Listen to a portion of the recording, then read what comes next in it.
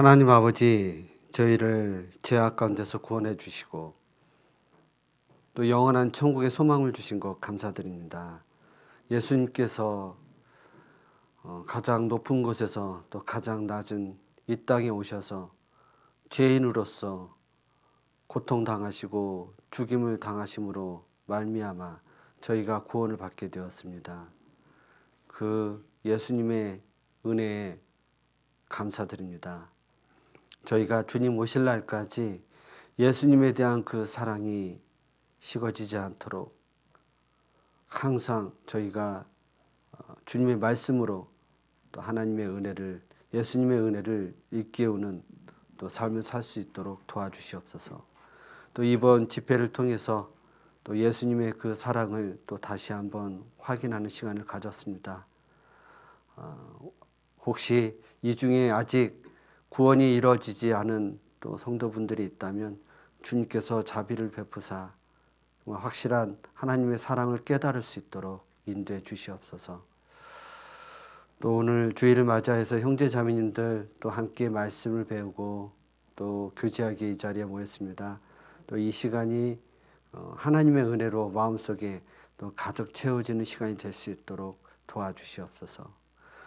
우리를 구원해 주신 예수님의 이름으로 감사하며 기도드립니다. 아멘. 우리 성경 찾겠습니다. 우리 고린도후서 13장입니다. 고린도후서 13장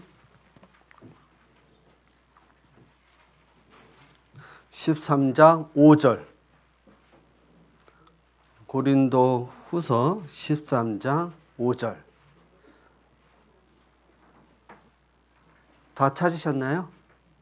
그러면 우리 함께 읽겠습니다.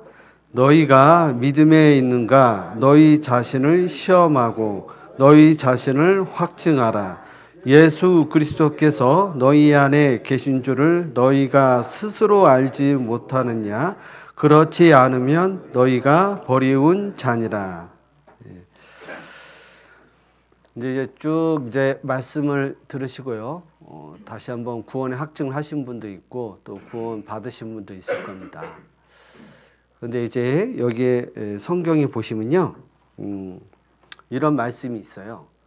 너희가 믿음에 있는가? 너희 자신을 시험하고 너희 자신을 확증하라.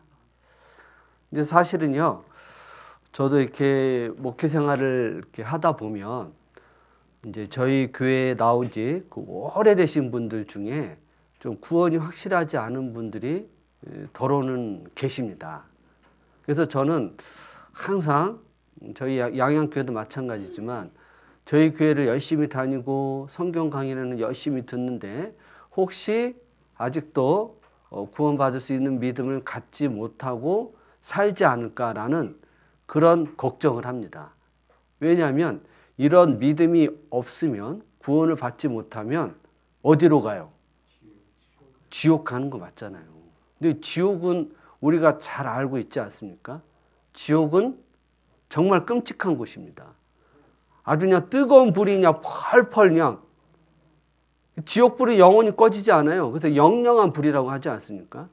그런데 우리가 여기서 구원을 받지 못하면 지금은 아무런 문제가 없는 것 같지만 나중에 죽음 건너서 지옥에 갈 때는요, 굉장히 후회를 하게 되는 겁니다. 그래서 자신의 그 구원의 문제에 대해서 좀 생각을 해보셔야 돼요. 여기 보시면 너희가 믿음에 있는가? 너희 자신을 시험해보라. 이게 무슨 말이에요? 믿음에 있는가? 이건 뭐예요? 구원받을 수 있는 믿음을 안에 내가 있는지 없는지 자신을 테스트해보라는 거예요. 테스트. 누가 옆에서 뭐 며느리가 아니면 자식이 옆에서 뭐 구원이 아니다 아니면 구원이 기다 하면 구원이고 아니다 하면 아니에요? 아니죠. 그러니까 본인이 그걸 고민을 해야 하는데 죄송한 얘기지만 어르신들이나 또 구원이 확실하지 않은 분들은요, 본인이 생각을 안 해요. 본인이 보세요. 이게 너희 자신을 시험하고 그 자신이 정말 내가 생명이 있는지 없는지를 테스트해 보라는 겁니다. 그리고 너희 자신을 확증하라. 확증하라. 내가 구원받은 믿음이 확실하다라는 것을 확증하시라는 거예요. 예수 그리스도께서 너희 안에 계신 줄 너희가 스스로 알지 못하느냐? 그렇지 않으면 너희가 버리운 자니라. 그러니까 예수님이 내 안에, 구원받은 사람은 예수님 내 안에 계시죠. 근데 스스로 알지 못하느냐? 이게 무슨 말이에요? 구원받은 사람은 예수님이 내 안에 계시다는 걸 스스로 아는 거예요. 아까 좀 얘기했잖아요. 엄마 구원받았어. 그런다고 구원받은 게 아니라고요. 어떤 목사님이 막 상담을 했는데 구원받았어요. 그러면 그 구원받은 게 아니라는 겁니다. 뭐요? 본인 스스로가 확실해야 돼요. 주위에서 아무리 내가 구원받았다고 얘기할지라도 내 자신이 정말 예수님 내 안에 계시다는 걸 확실하게 모른다면 그거는 문제가 있는 거예요. 그래서 너희가 믿음에 있는가 너희 자신을 시험하고. 제가요, 이게 상담을 하다 보면요. 우리가 이제 전도 집회를 할 때 세 가지의 테마로 하죠. 첫 번째가 뭐예요? 하나님이 계시는가? 누가 진짜 하나님인가? 그리고 성경은 사실인가? 하나님의 말씀인가? 이게 첫 번째 주제죠. 그 다음 두 번째는 뭐예요? 내가 하나님 앞에 죄인이라는 것을 깨달아야 합니다. 자, 그럼 이거 가지고는 안 되겠죠? 죄의 문제를 해결해야겠죠? 그래서 뭐예요? 예수님에 대해서 배워야 합니다. 자, 그런데 보십시오. 이제 교회 오래 다니신 분들은 성경 강의를 많이 듣고 하도 답을 잘 알아요. 그래서 우리 물어보면 어떻게 천국 가실 수 있어요? 그러면 예수님이 내 죄를 위해서 사해 주신 거를 내가 믿는다고. 그래서 나는 그렇게 얘기를 하거든요. 근데 이분이요, 하나님이 있는지 없는지도 몰라요. 이런 경우 있어요.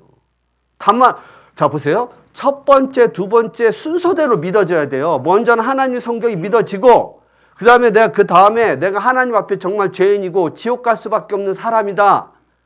그 다음에 세 번째, 예수님이 나의 죄를 위해서 죽으셨구나. 믿을 때 구원인데 하나님 성경이 안 믿어지는데 어떻게 예수님 피가 믿어집니까? 그거는 아니란 얘기예요. 그건 진짜 믿음이 아니에요. 그러니까 답만 하는 거예요. 또 어떤 분은 하나님이 계신 것도 믿고 성경도 믿는다고 해요. 근데 자신이 죄 때문에 지옥 간다고는 생각해 본 적이 없어요. 그런데 예수님의 피를 또 믿는데요. 이게 뭐예요? 회개 없는 구원입니다. 한번 어르신들 잘 한번 생각해 보세요. 그리고 어르신뿐만 아니라 다른 형제자매도 한번 생각해 보시죠. 내가 이것이 순서대로 정확하게 믿어졌는지, 믿고 있는지를 생각을 해보셔야 된다는 거예요. 그래서 체크해 보시라는 거예요. 또 어떤 분은요, 하나님이 계시고 성경도 사실이고 내가 죄 때문에 지옥 간다. 그리고 예수님 피도 믿어요. 그래서 제가 물어보죠. 그러면 구원받은 후에 죄 지면 어떻게 돼요? 지옥 가죠! 또 어떤 분은 죄 짓지 않도록 노력해야죠. 뭔가 좀 이상해. 왜 죄 짓지 않도록 노력하려고 할까요? 죄 지면 지옥 갈까 봐. 그러니까 미래의 죄가 해결되지 않았다는 것입니다. 이런 게 명확해야 돼요. 제가요. 그러니까 답은 다 아는데 생활에 전혀 변화가 없어. 그래서 상담을 해보면 본인이 얘기를 해요. 내가 죄 때문에 정말 지옥 간다고 생각해 본 적은 없다고. 그러니까 참으로 이렇게 회개한 적이 없는 거예요. 그 상태에서 예수님 피만 믿는 거예요. 플러스 마이너스를 모르는데 어떻게 곱하기 나누기를 배우냐고요. 자, 이거 체크를 해보셔야 합니다.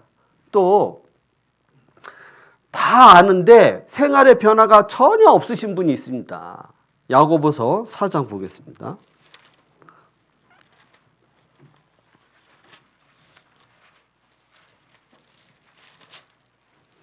예.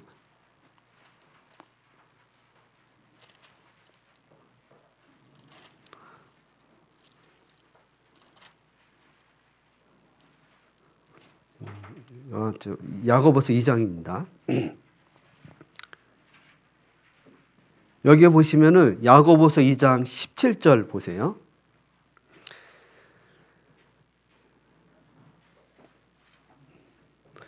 이와 같이 행함이 없는 믿음은 그 자체가 죽은 것이라. 이렇게 나와 있죠. 자, 믿는다고는 해요. 근데 삶의 변화가 전혀 없다. 그러면 그 믿음은 무슨 믿음이요? 죽은 믿음. 그러면 죽은 믿음은 가지고 천국 가요? 못 가요?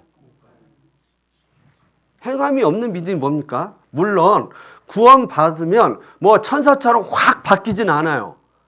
그렇지만 마음이 바뀝니다. 뭐 죄에 대해서 민감해지고 하나님 말씀을 배우고 싶어하고 또 이뤄진 영혼도 생각하게 되고 형제자매들과 교제하고 싶어하는 마음이 있습니다. 그런데 나는 이것을 다 믿는데 그런 마음이 전혀 없다. 억지로 교회 나온다. 과연 구원받은 믿음일까요? 마음이 없기 때문에 행함이 없는 거예요. 마음이 변하지 않으면 삶의 변화가 없습니다. 구원이라는 것은요, 단순히 제3만을 말하는 게 아니에요. 새로운 생명을 얻는 것입니다. 새로운 피조물로 바뀌는 거예요. 근데 죄사함은 받았는데 구원 받기 전이나 구원 받은 이후나 생활이 똑같다. 과연 그게 구원 받은 믿음일까요? 그렇지 않습니다. 복음은 능력이 있어요. 단순히 제사함뿐만 아니라 그 사람의 마음과 생각을 바꾸는 겁니다. 근데 구원받았다고 왜 전혀 변화가 없을까? 스스로를 자문해 봐야 하는 것입니다. 내가 과연 천국 갈 수 있는 믿음이 있는지 없는지를 생각해 보셔야 합니다. 그래서 어제는 저희가 이제 복음을 했지 않습니까? 네, 복음을 했는데 다시 한번 복음에 대해서 이제 설명을 할 건데요. 이제 사실 하나님 성경이 안 믿어지고 내가 정확한 회개가 없고 또 내세를 믿지 않는 분들은 사실 오늘 복음을 들어도 의미는 없습니다. 솔직히 죄송하지만. 처음부터 다시 하셔야 돼요. 그렇기 때문에 성경 강연회를 계속 들어야 합니다. 안 되면은 목사님이랑 상담을 하셔야 돼요. 미심쩍으면. 자, 오늘은 이 3번, 이 복음만 할 거예요. 시간이 없기 때문에. 자, 그래서, 이제 이 복음이요. 이제 구약의 그 여러 가지 성경의 사건들이 나오거든요. 그 사건들이요. 다 복음을 의미하는 그 메시지가 들어있어요. 자, 보겠습니다. 자, 우리 창세기 3장 6절입니다. 창세기 3장 6절.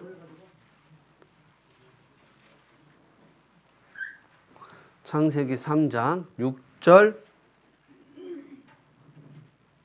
7절. 자, 창세기 3장 6절 7절. 우리 다 같이 한번 읽어볼까요? 시작.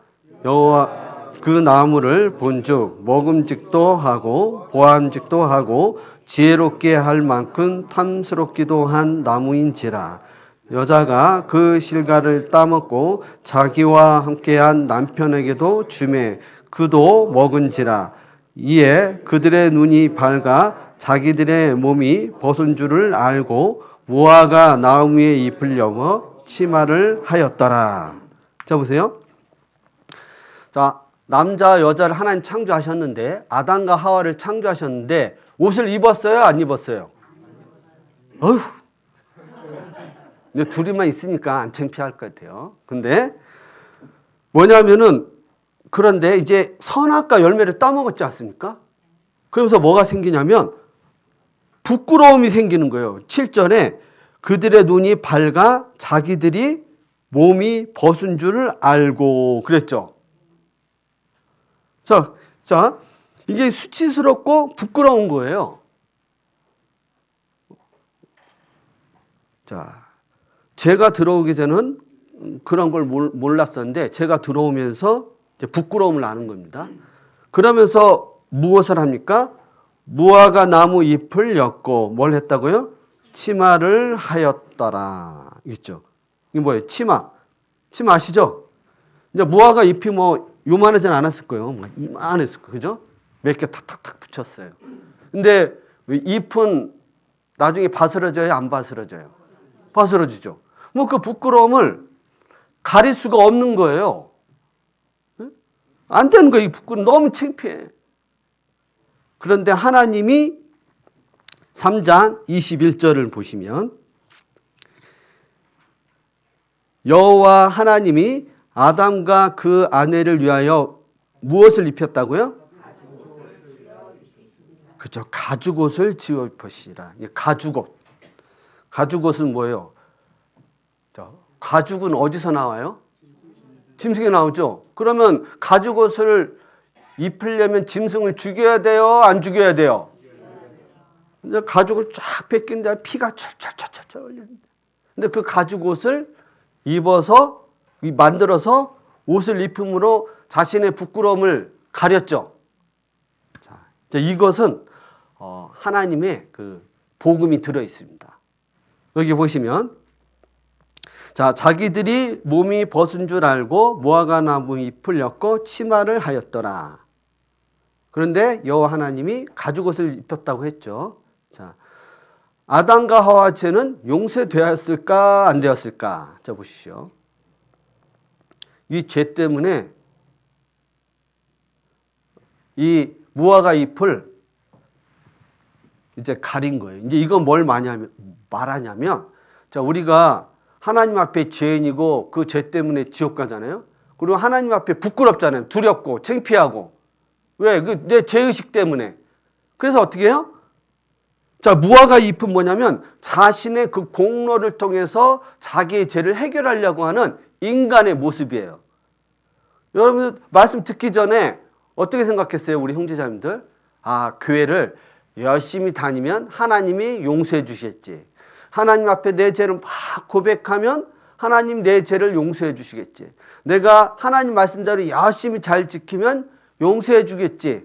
이건 마치 뭐와 같냐면 이 아담과 하와가 자신의 부끄러움을 가리려고 무화과 잎으로 옷을 입은 거랑 똑같아요. 근데 무화과 잎은 자신의 그 벗은 몸을 가릴 수 없죠. 마찬가지로 우리의 그 선행과 노력으로는 우리의 죄를 해결할 수 없다는 뜻이에요. 그런데 자, 우리의 죄를 해결하려면 어떻게 해야 합니까? 자, 예수님의 피를 의지해야 한다는 겁니다. 그래서 보시면 이 양이 피를 흘려서 옷을 입혔죠. 자, 보세요. 양이 피를 흘려서 그 가죽옷으로 옷을 입혔죠. 자, 이게 무슨 뜻일까요? 자, 보세요. 자, 양이 피를 흘림으로 말미암아 이 아담과 하와의 부끄러운 죄를 가려줬잖아요. 마치 이 양의 가죽이 이 사람들의 그 부끄러움을 가려주듯이, 자, 이것은 예수님의 피가 이 아담과 하와의 죄를 딱 덮었다는 의미인 거예요. 어떻게 믿어지세요? 마치 그런 것처럼 우리도 우리 죄를 해결할 수 없는데 예수님의 피로 말미암아 내 죄가 쫙 가려진 것입니다.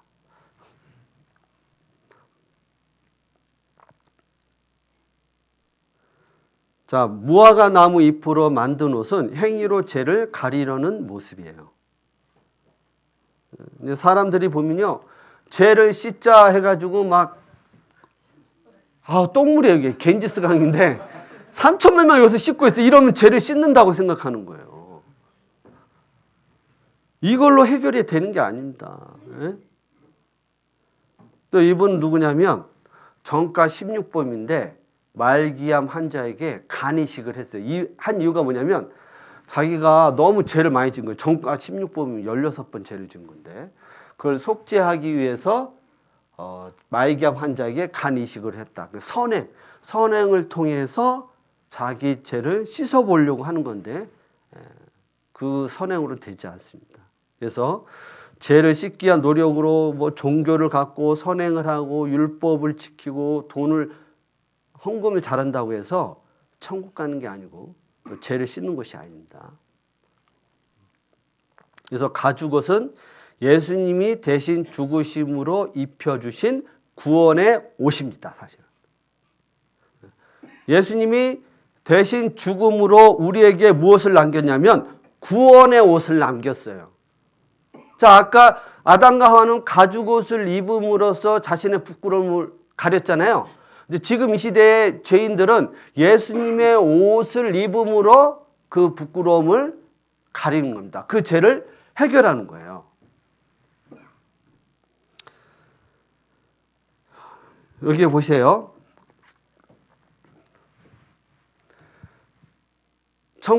우리 성경 찾아봅시다. 마태복음 22장 보겠습니다. 이게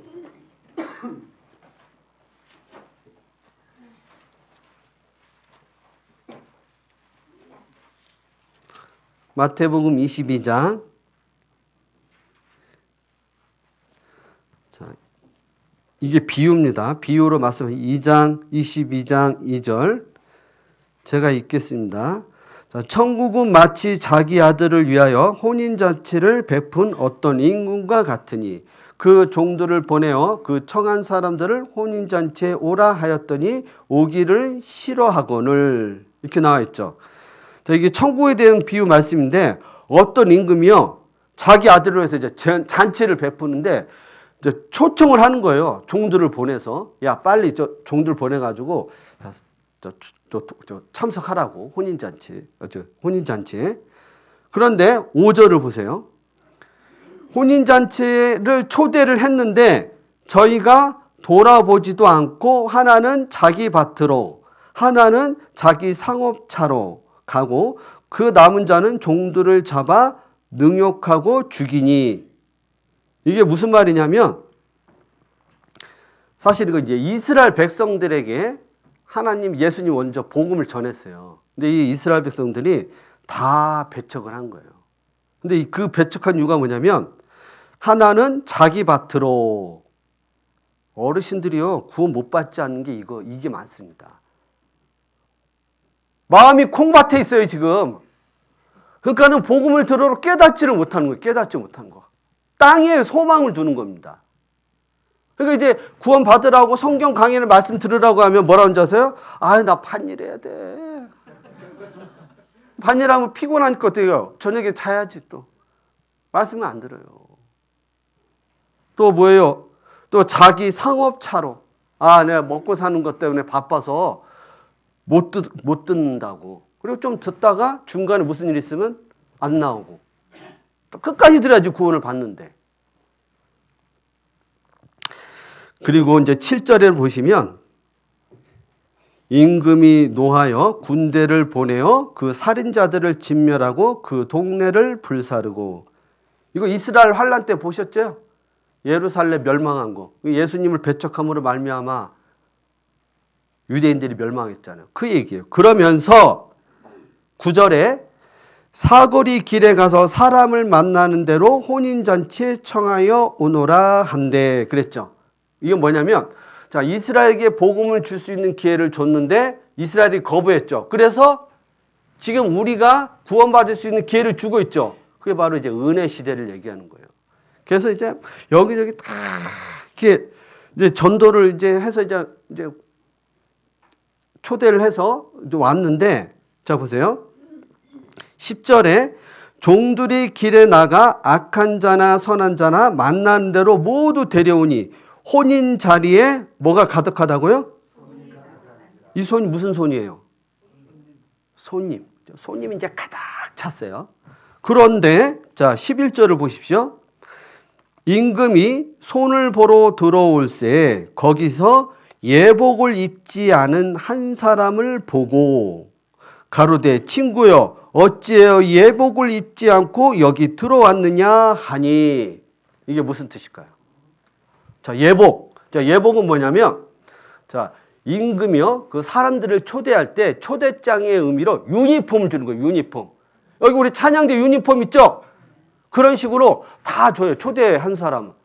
그래서 그 유니폼 입고 다 들어왔는데 어떤 사람은 유니폼 안 입고 거기서 밥을 먹고 있는 거예요. 그러니까 이제 왕이 딱 왔는데 유니폼 안 입고 있는 사람이 있는 거예요. 그래서 야, 내가 너 초대도 안 했는데 너 왜 왔냐? 옷도 안 입고? 옷 입고 와야지! 그래서 뭐예요? 가로되 친구여 어찌하여 예복을 입지 않고 여기 들어왔느냐 하니. 그러니까 그가 뭐라고 대답을 합니까?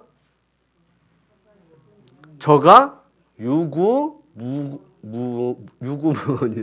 그건 뭐야? 대답을 못 하는 거예요. 그래서 뭐라고 해요? 임금이 사람들에게 말하되 그 수족을 결박하여 어디에요? 바깥 어둠이 어디예요? 그럼 이 예복은 뭘까요? 예수 그리스도의 의의 옷이에요. 예수님의 옷을 안 입었어요. 아담과 하와가 마치 가죽 옷을 안 입은 것처럼 예수 그리스도의 그 옷을 입지 않은 겁니다.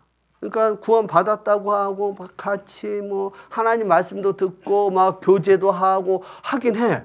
그런데 예수님 옷을 입지 않으면 아무리 그렇게 해도 지옥이다. 그걸 말씀드리려고 하는 거예요.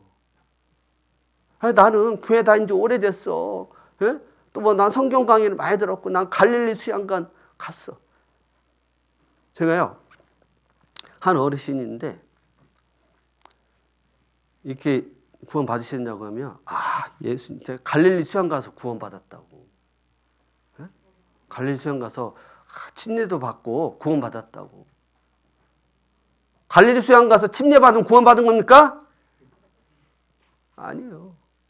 또 얘기하는 거 예수님이 창에 찔릴 때 진짜 예수님이 내 죄에서 죽으셨구나. 참 그거를 자기 막 가슴이 너무 아프대요. 근데 한참 있다가 물어보면요. 천국 가실 수 있어요? 그러면 죽어봐야 알지. 그러네요. 죽어봐야 알지. 그게 무슨 말이에요? 죽은 이후에 천국과 지옥이 있는지 내가 어떻게 아냐. 그리고 어디 갈지 내가 어떻게 아냐. 그 얘기예요. 그리고 또 구원받은 후에 죄지면 어떻게 돼요? 지옥까지. 그거 구원이 아닙니다. 이거 굉장히 중요한 거예요. 예복을 입지 않았어요.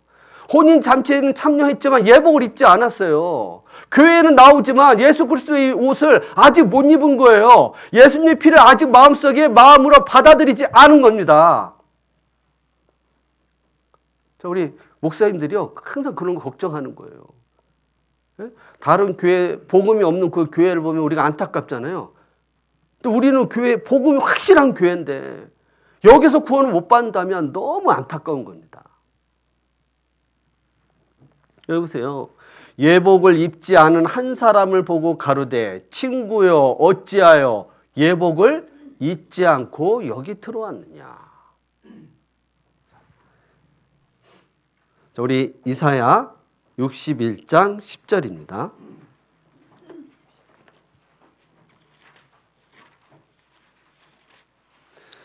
이사야 61장 10절.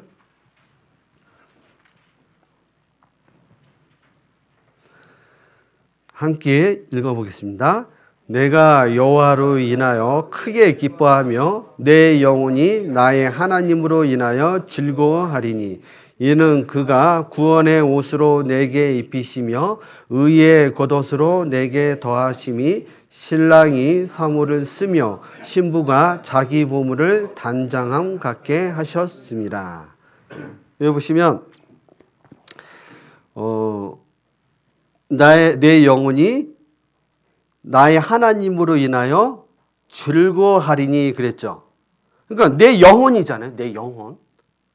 그러니까 이제 육신적인 기쁨 말고 뭐 맛있는 거 먹어서 막 좋아하는 거 말고요. 어디 뭐 여행 가서 막 좋아하는 그런 기쁨 말고요. 그건 육신의 기쁨이고 영혼이 즐거워한다고 그랬죠. 내 영혼이 나의 하나님으로 인하여 즐거워하리니 내 영혼이 기쁘고 감사하다는 거예요. 왜 그럴까? 여기 보시면 이는 그가 구원의 옷을 내게 입히시며. 구원의 옷 나오죠? 예수님의 옷이에요. 죄사함의 옷. 마치 아담과 하와의 부끄러움을 가리운 가죽옷처럼 내 죄를 가리우는 구원의 옷을 하나님께서 입혀주셨다. 내 영혼이 구원받았다. 그게 어때요? 기쁘지 않아요? 감사가 있어요. 자, 우리가 감정적인 것으로 구원받는 건 아닙니다. 그렇지만 구원을 받으면 마음의 평강과 기쁨이 반드시 있는 게 정상인 거예요. 근데 예수님의 피를 믿는다고 하는데 구원에 대한 감사도 없고 기쁨도 없다면 과연 그것이 구원일까? 라고 생각도 해보셔야 돼요. 자, 구원의 옷을 누가 입히셨어요? 하나님이 내게 입히시며. 그러니까 내가 잘해서가 아니라 하나님이 입혀주신 거예요. 예수님이 정결케 하신 일을, 완전히 죄사한 일을 다 이루셨잖아요. 그 이루신 것을 그대로 우리는 믿음으로 받아들일 뿐인 겁니다. 자, 그 다음에 뭐예요? 의의 겉옷으로 내게 더하심이 뭐야? 우리 죄사함 할 뿐만 아니라 우리가 의로운 사람이라고 또 말씀하시는 거예요. 그래서 그 믿음을 의로 여기시나니. 자, 우리 형제자매들 예수님의 옷 입으셨어요? 난 잘 모르겠어. 그러면 상담을 하시든지 성경 강의나 듣든지 아니면 뭐 하계 수양회, 춘계 수양회 기회가 많아요. 꼭 참석하셔야 합니다. 춘계 수양회도 얼마 안 남았죠? 갈 수 있으면 가시면 좋아요. 그 다음에 우리 창세기 4장 2절 보겠습니다.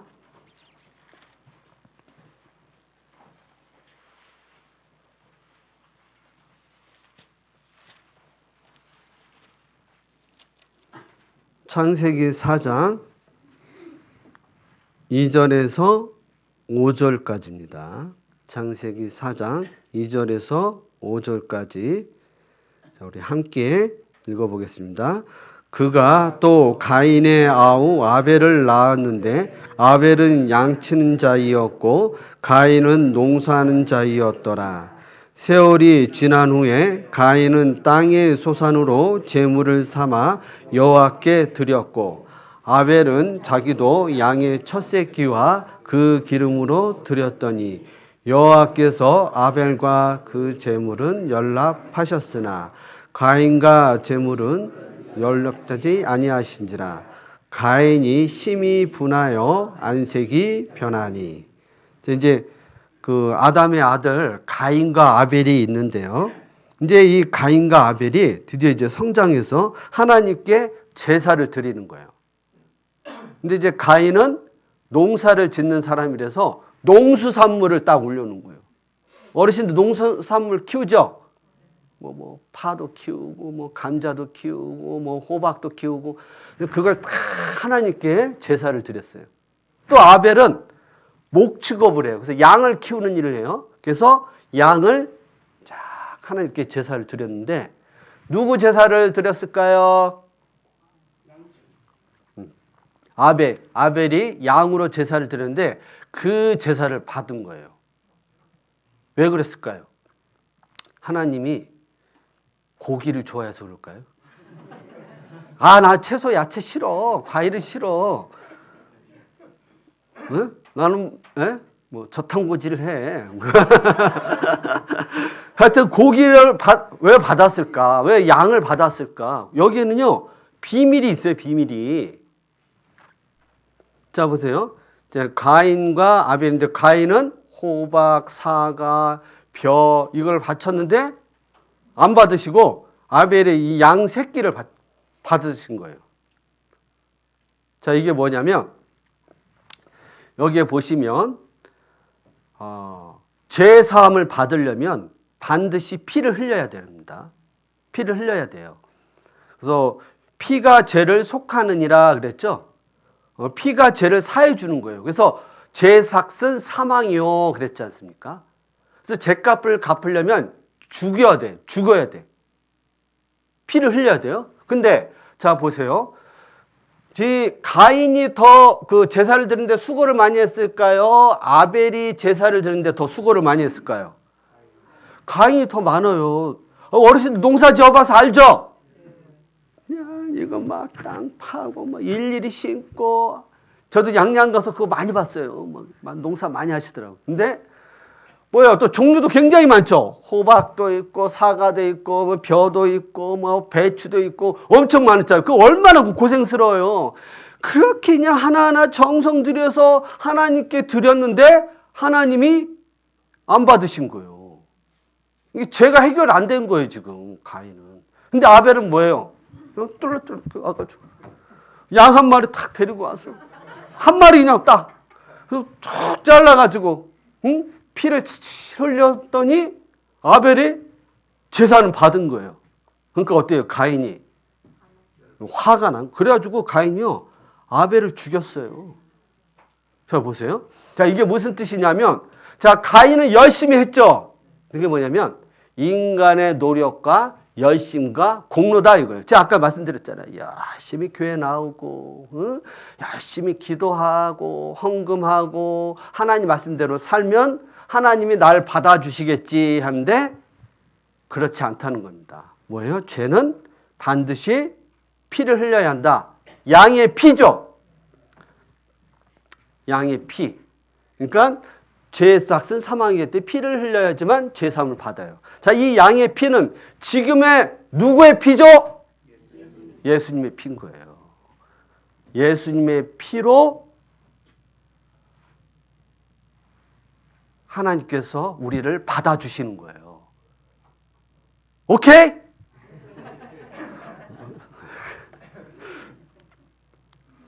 이거 안 받는다. 근데 이제 문제는 뭐냐면 이 영원한 속죄 부분에 있어서 어르신들이 어떤 게 있냐면, 자 보세요. 자 내가 구원을 받았어. 그럼 이제 죄사함 받았잖아요. 예수님. 그런데 이제 앞으로 살면 죄를 짓잖아요. 어르신 어떻게 돼요? 앞으로 살면 죄 지면 어떻게 돼요? 천국 가요? 지옥 가요? 이렇다니까요. 이렇다니까요, 어르신들이. 이 어르신뿐만 아니라 다른 분들 아마 대답하면 그렇게 대답하면 많습니다. 봐봐요. 영혼의 숫자를 그렇게 엄청나게 들어도 구원받은 후에 앞으로 죄 지면 어떻게 돼요? 지옥 가죠. 제가 지어낸 얘기가 아니고 그런 분들이 많아요. 그게 뭐냐면은 자기 공로로 가려고 하는 거와 똑같은 거예요. 자, 보세요. 예수님의 공로와 자신의 공로를 섞으면 안 돼요? 돼요? 어떤 분은 예수님의 피로 50%. 그러니까 뭐예요? 50%. 과거의 죄는 예수님이 사해 줬어. 그죠? 그러면 앞으로 50%는 앞으로 어떻게 해? 내가 말씀 잘 지켜서 천국 가야지. 그런 분이 있어요. 자, 그러면 뭐예요?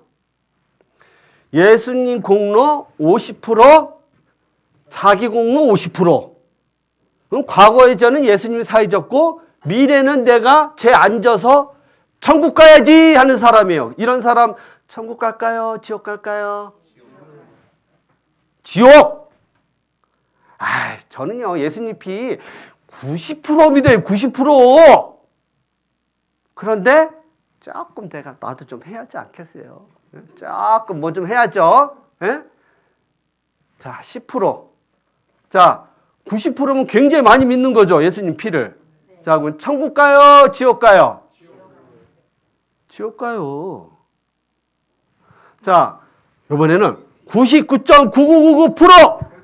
야, 거의 다 믿어요. 다. 거의 다. 예수님, 예? 어떤 분은 이렇게 믿는 것 같아요. 거의 다 이루었다. 이걸 믿는 거죠. 예수님은 다 이뤘다인데, 거의 다 이뤘다. 이분은 구원 못 받은 거예요. 거의 다. 99.99. 내 공로는 0.0. 어디 천국 가요? 지옥 가요? 지옥 가잖아요. 자, 예수님은 다 이뤘다 이랬지, 거의 다 이뤘다라고 말씀 안 하셨습니다. 다 이뤘다는 건 100% 예수님의 피를 믿음으로 천국 가는 거예요. 자, 0%예요. 나의 노력은 전혀 없습니다. 자, 난 구원 받았는데 내가 무슨 일로 교회에 빠졌어요. 천국 가요? 지옥 가요?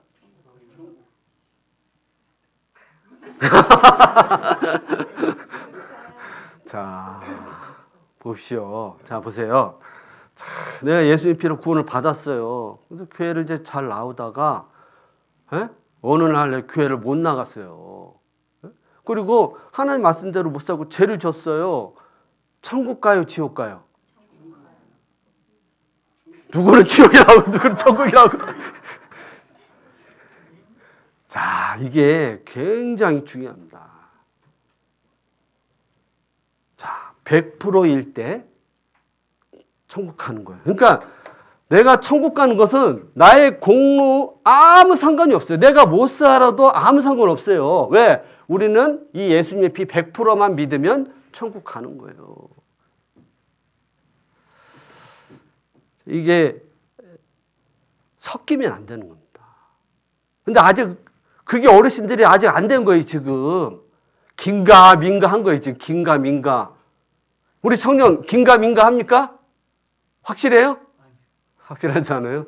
자, 보세요. 이제 이런 부분들을 다 확실하게 하셔야 돼요. 신앙생활의 출발이 뭐냐면 이 구원이 확실한 게 신앙생활의 출발. 이게 안 되면 뭐요?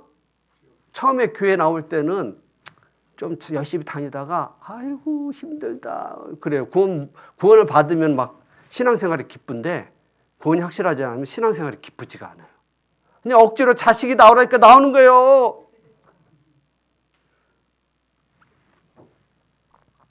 행위가 아닌 예수님의 피. 참 희한합니다. 이 예수님의 피, 이것만 믿으면 천국 간다. 근데 이게 안 믿어져. 그런 것도 있어요. 나도 믿고 싶은데 안 믿어져. 왜? 이게 제대로 안 된 거예요.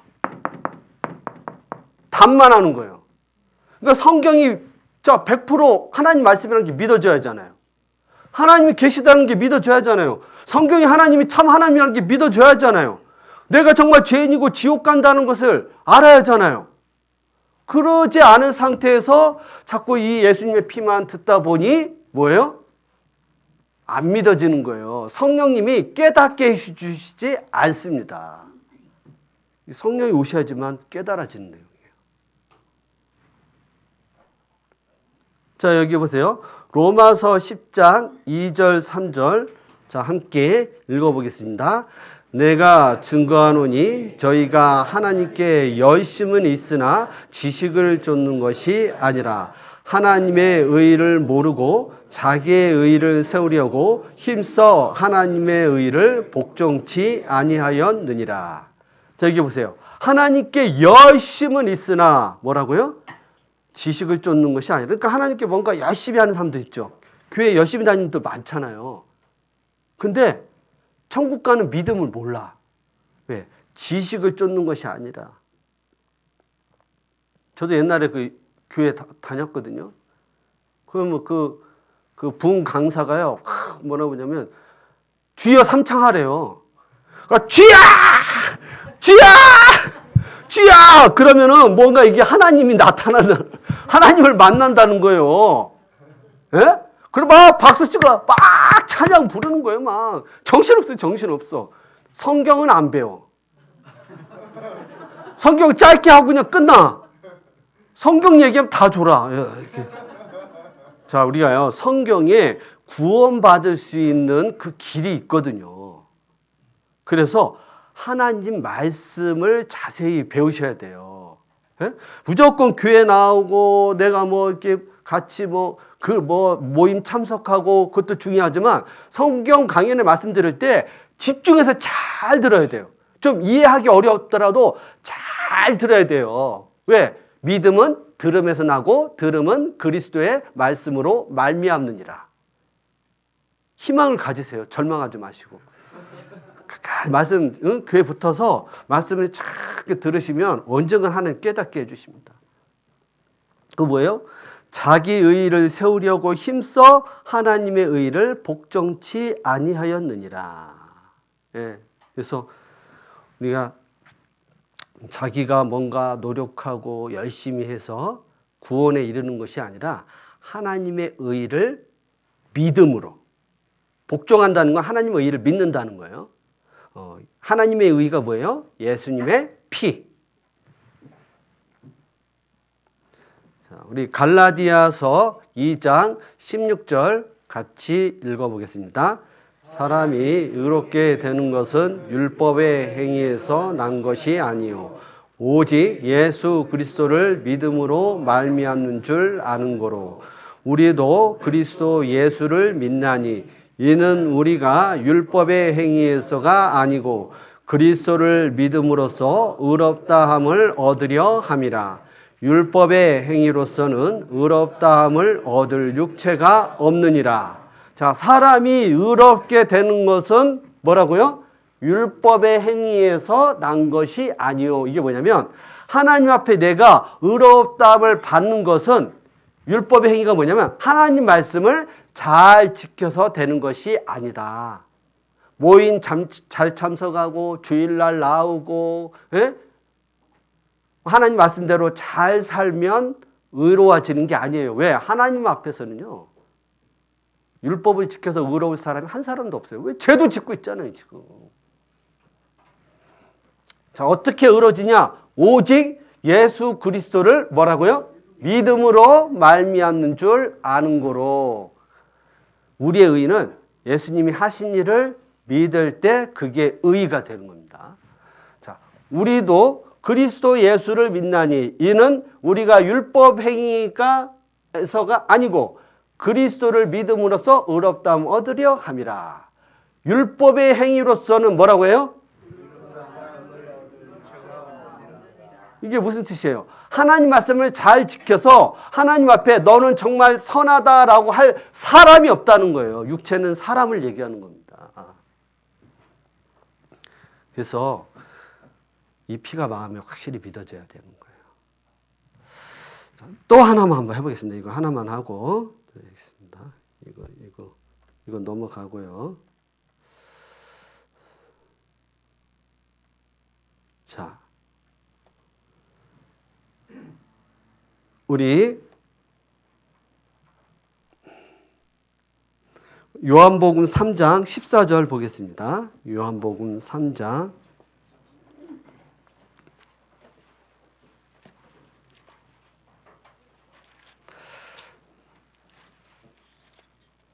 14절 15절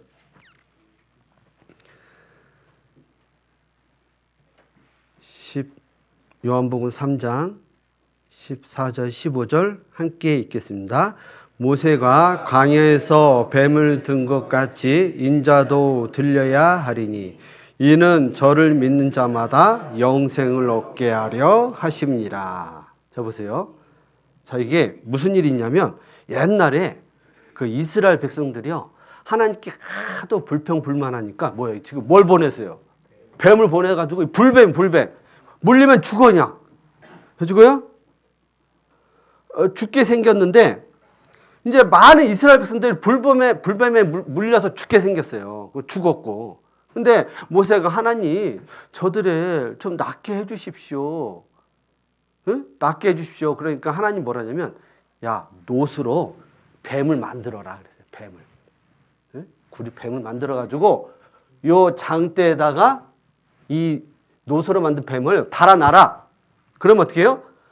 그것을 딱 보는 사람은 낫는다. 혹시 여기 몸 아프신 분 있어요? 딱 바라봐봐요. 안 낫죠. 옛날에 그랬다는 거예요. 옛날에 이스라엘 백성들이 불뱀에 물려서 죽게 생겼는데 노뱀을 보고 나았다는 거예요. 도대체 이게 뭘 얘기하는 걸까? 자, 물린 자마다 그것을 보면 살리라. 그래서 그걸 본 사람은 살아났어, 나았어. 근데 안 본 사람도 있어요. 에이, 거짓말. 그거 본다고 나? 에이. 그래서 이제 죽었어요. 에이. 자, 보세요. 우리 죄인이죠, 죄인. 죄인인데 이 죄를 해결하려면 어떻게 해야 돼요? 예수님을 바라봐야 한다는 거예요. 뭘 바라본다고요? 예수님. 예수님이 십자가를 바라보자.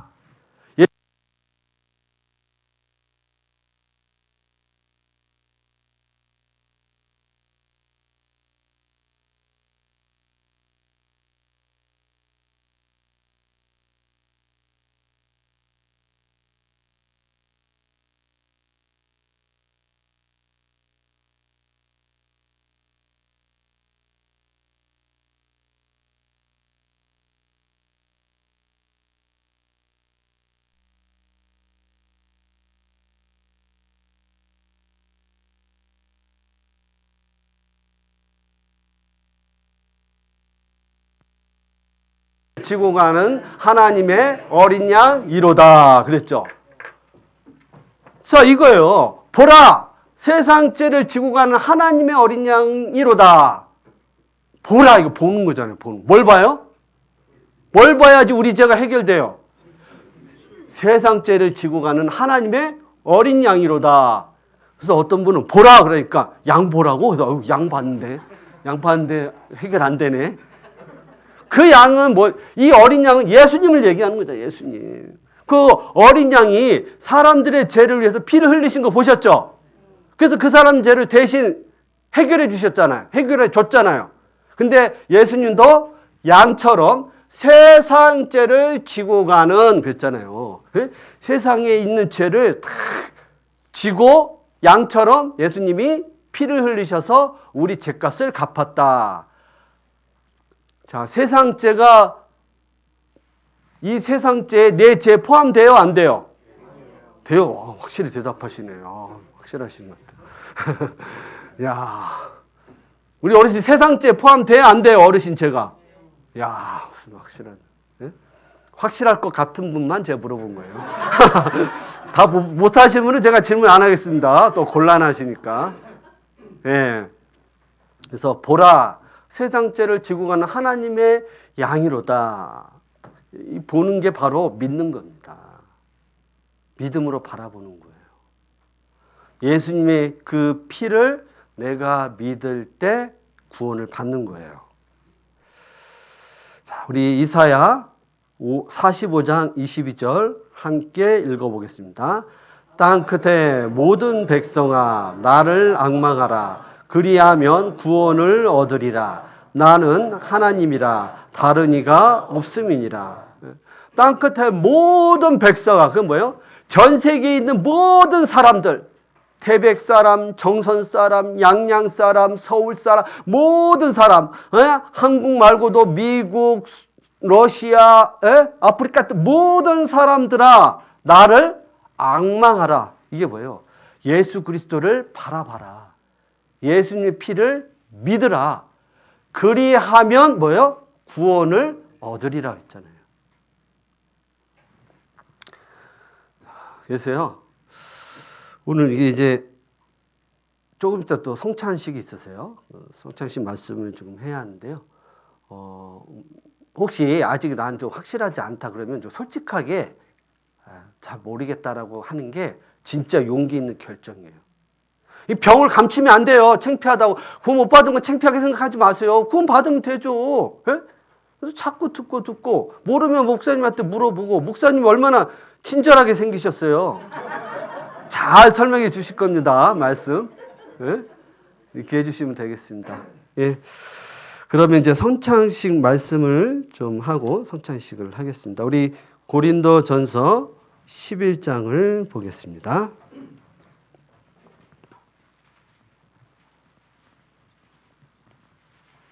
고린도전서 11장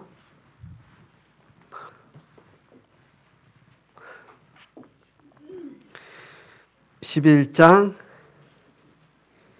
23절 23절부터 29절까지인데요. 좀 길지만 같이 읽어보겠습니다. 내가 너에게 전한 것은 주께 받은 것이니 곧 주 예수께서 잡히시던 밤에 떡을 가지사 축사하시고 떼어 가라사대 이것은 너희를 위하는 내 몸이니 이것을 행하여 나를 기념하라 하시고 식후에 또한 이와 같이 잔을 가지시고 가라사대 이 잔은 내 피로 세운 새 언약이니 이것을 행하여 마실 때마다 나를 기념하라 하셨으니 너희가 이 떡을 먹으며 이 잔을 마실 때마다 주의 죽으심을 오실 때까지 전하는 것이니라. 그러므로 누구든지 주의 떡이나 잔을 합당치 않게 먹고 마시는 자는 주의 몸과 피를 범하는 죄가 있느니라. 사람이 자기를 살피고 그 후에야 이 떡을 먹고 이 잔을 마실지니 주의 몸을 분별치 못하고 먹고 마시는 자는 자기의 죄를 먹고 마시는 것이니라. 예, 여기 보시면 우리가 이제 구원받은 사람에게는요, 그 하나님이 그 두 가지 의식을 지키라고 했어요. 하나님 다른 의식은 얘기 안 하시는데 딱 두 가지 의식이 있는데 하나는 뭐냐면 침례. 침례는 이렇게 물 속에 들어갔다가 이렇게 나오는 게 침례예요. 그래서 뭐냐면 이게 내가 구원받았다. 예수님과 함께 죽고 내가 이제 예수님과 함께 살아났다. 나는 이제 새로운 새 생명, 새로운 피조물이다 하는 고백의 행위로 물속에 들어갔다 이렇게 나오는 거예요. 구원 안 받은 분들은 침례해봤자 소용없습니다. 구원 받은 사람만이 이 침례를 받을 수 있어요. 그래서 침례는 몇 번 받아요? 어떤 분은 한 4-5번 받던데? 우리 애들이 구원 받았다고 하고 침례 그때 뭐냐면 확실하지가 않은 거예요. 그러니까 이제 확실하니까 그때 침례를 받은 거예요. 그때. 자, 그래서 구원받는 게 중요하고요. 그 후에 침례받는 게 하나님의 첫 번째 명령이고 또 우리가 구원받은 사람이요 모일 때마다 떡과 포도주를 서로 나누는 시간이 있습니다. 자, 여기 보시면 23절에 주 예수께서 잡히시던 밤에 떡을 가지사 축사하시고 떼어 가라사대 이것은 너희를 위하여는 내 몸이니 이것을 행하여 나를 뭐라고 해요? 기념하라 그랬죠. 이것을 행하여 그랬죠. 이것을 행하는 게 뭐예요? 떡과 포도주를 이렇게 띄어가지고 나를 기념하라는 거예요. 떡은 뭐냐면 예수님의 살을 얘기하는 거예요. 살. 그리고 포도주는 예수님의 피를 말하는 거예요. 예수님은 십자가에 못 박혀 죽으실 때요. 막 살이 뜯기고 피를 흘렸죠. 자, 그럼으로써 어떻게 해요? 예수님의 그 살과 피 때문에 우리가 그 예수님을 믿고 영생을 얻었잖아요. 자, 그런 것처럼 자, 이 떡은 예수님의 살이고 포도주는 예수님의 피라서 예수님의 죽음을 기념하는 겁니다. 우리 구원 받을 때요. 예수님의 살과 피를 먹은 거예요. 구원 받을 때. 그때 영생을 얻은 거예요. 그리고 우리가 실제로 이런 의식을 행함으로 말미암아 나를 위해서 죽으신 예수 그리스도에 대해서 감사하는 마음으로 이 성찬에 참여해야 하는 것입니다. 어떤 분은 떡 좀 더 줘요. 그러더니 포도주, 이거 맛있네. 그거 하면 안 돼요. 그러면 이 떡은 예수님의 살이고 이 포도주는 예수님의 피다. 나를 구원해 주신 그 은혜에 감사합니다. 그분을 기념하는 거예요. 십자가를 기념하는 겁니다. 여기 보시면 또 뭐가 있냐면 이 성찬의 의미가요. 26절에 너희가 이 떡을 먹으며 이 잔을 마실 때마다 주의 죽으심을 오실 때까지 전하는 것이니라. 이 떡을 먹고 잔을 마시면서 뭘 전한다고요? 주의 죽으심. 이게 복음이잖아요. 우리가 이제 우리만 먹는 게 아니라 다른 분들도 먹을 수 있도록 복음을 전해야겠다. 이런 마음을 가지셔야 돼요. 나만 먹으면 안 되잖아요. 나눠 먹어야 하잖아요. 왜? 어떤 혼자 먹는 사람 있어. 뭐 혼자 먹어. 그러면 싫어. 자, 우리가 구원받은 것을 나눠줘야 돼요. 자, 그래서 우리가 성찬하면서 나만 구원받았을 뿐만 아니라 다른 영혼에게도 복음을 전해야겠다. 그리고 또 하나는 27절에 그러므로 누구든지 주의 떡이나 잔을 합당치 않게 먹고 마시는 자는 주의 몸과 피를 범하는 죄가 있느니라. 사람이 자기를 살피고 그 후에야 이 떡을 먹고 이 잔을 마실지니. 이렇게 나와 있죠. 이게 뭐냐면은 이제 고린도 성도들이요, 이렇게 모여서 그때는 떡이나 그 포도즙 다 갖고 왔어요. 그럼 다 같이 이렇게 모아가지고 이렇게 참여해야 하잖아요. 근데 어떤 사람은 홀라당 제가 혼자 다 먹었어. 와보고 없어. 그게 뭐예요, 그게?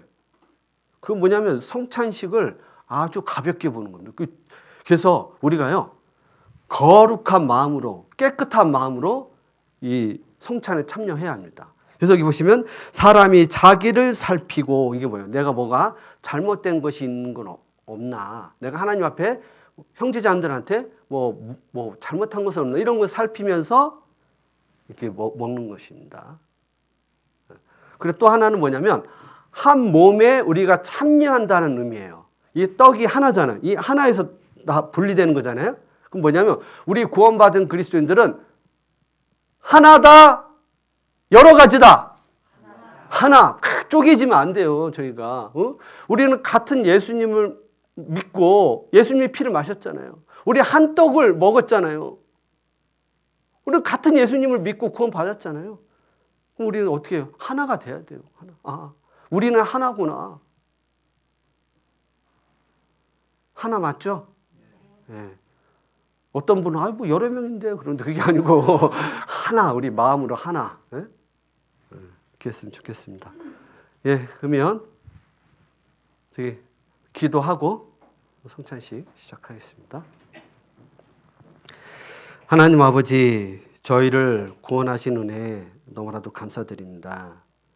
이번 집회에 또 형제자매들 다 참석해서 또 다시 한번 복음에 대해서 확인하는 시간을 갖게 되었습니다. 그 은혜 감사드립니다. 또 아직까지 구원이 확실하지 않은 분들 낭망하지 말고 끝까지 말씀을 잘 들어서 꼭 구원받는 역사가 일어날 수 있도록 인도해 주시옵소서. 또 함께 또 성찬식 함으로써 또 주님의 그 희생과 사랑을 기념하고자 합니다. 저희가 정말 이렇게 기쁜 마음으로 또 감사하는 마음으로 참여할 수 있도록 주님 인도해 주시옵소서. 우리를 구원해 주신 예수님의 이름으로 감사하며 기도드립니다. 아멘.